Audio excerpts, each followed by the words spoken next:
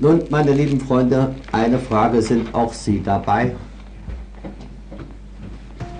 Wissen Sie, liebe Freunde, wie groß die Not und das Elend auf dieser Erde durch das Böse, durch den Krieg überhaupt ist? Können Sie sich einen Begriff machen? Oder haben Sie nur eine kleine Vorstellung von dem, wie Menschen heute leiden und darren müssen? Wie Völker sogar schon zum Handelsobjekt geworden sind. Wie man Menschen nicht mehr beherbergen kann. Und wie man vieles dazu tun muss, um hier wirklich den Menschen, der in diese Not, in diese Gefahr geraten ist, zu helfen.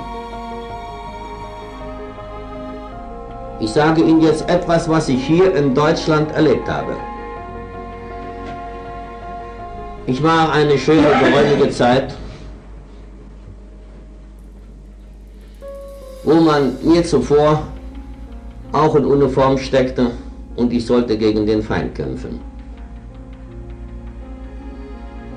Ich war auch bewaffnet, mit Pistole, mit Munition.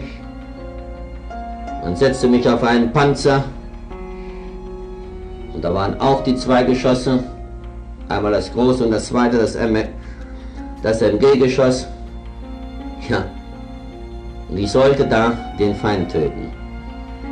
Ich habe von vornherein gesagt, offen und ehrlich genug, der damaligen deutschen Reichswehr oder wie sie sich nannte, ich werde niemanden töten. Ich weiß meine Aufgabe, wie ich gegen den Feind, gegen das Böse zu stehen habe. Das werde ich tun. Aber nie einen Körper verletzen. Natürlich gab es Schwierigkeiten, aber da will ich Ihnen jetzt nichts sagen.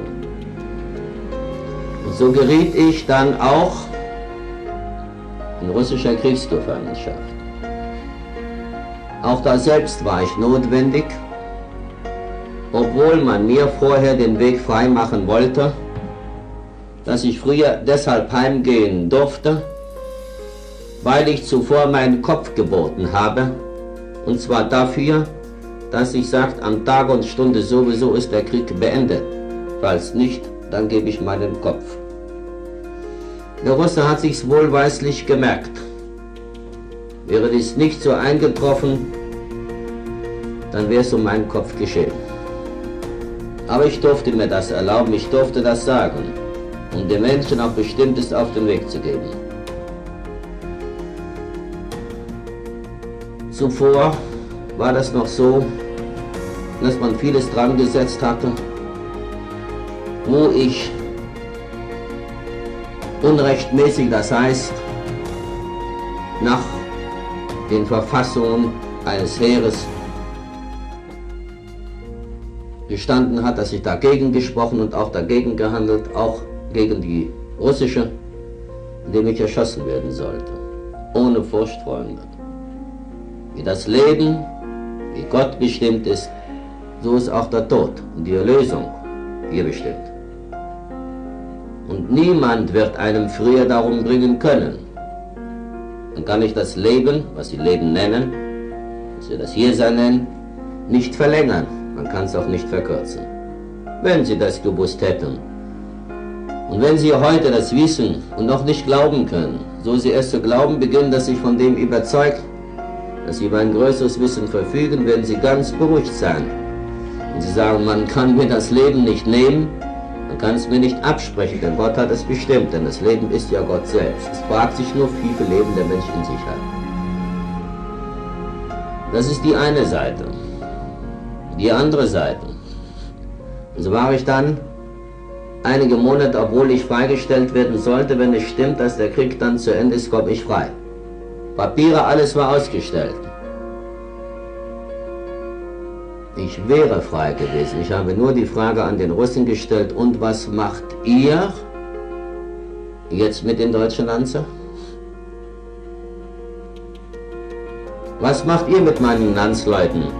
Gebt ihr sie frei Mit mir, dann ist gut. Nein, hat er gesagt. Die kommen alle nach Russland. Dann gehe ich mit. Und so bin ich mit den Kameraden mit nach Russland. Nicht zu Fuß gewandert, sondern wir wurden in einem Viehwagen verpackt. Tage, Wochen unterwegs. Alles berichte ich hier nicht, fürchten Sie nicht. Da selbst bin ich auch fast 9 Monate gewesen. Bin heimgekommen, auch das ist eine Bestimmung, gegen die kein Mensch was tun kann, auch nicht der Russe. Zufällig hat Tag und Stunde auch gestimmt, wo ich wieder auf freien Fuß gesetzt wurde. Nun aber daheim und nun nicht untätig sein. Es war notwendig, dass ich auch in Russland war. Dass ich selbst in Gefangenschaft war. Dass ich da selbst meine Nächsten, den Mitmenschen, der dasselbe Leid zu tragen hat, aufbaute, nicht abbaute. Die nicht nur Mut zusprach, sondern ihnen so viel Mut gegeben, heißt so viel Kraft, wie er drüben auch empfangen konnte. Und glauben Sie, Freunde, nicht nur der Gefangene hat das getan, sondern es waren auch Russen dabei, selbst die nach außen hin gesehen gegen uns stehen und gegen uns handeln mussten, dieses aber hernach nicht mehr tun konnten. Und somit hatte ich den Weg frei, so dass unsere Lanzer, wie sie sagen würden, unsere Landsleute darüber nicht und darunter nicht so sehr zu leiden hatten. Im Gegenteil, dass auch sie etwas von Freiheit verspürten.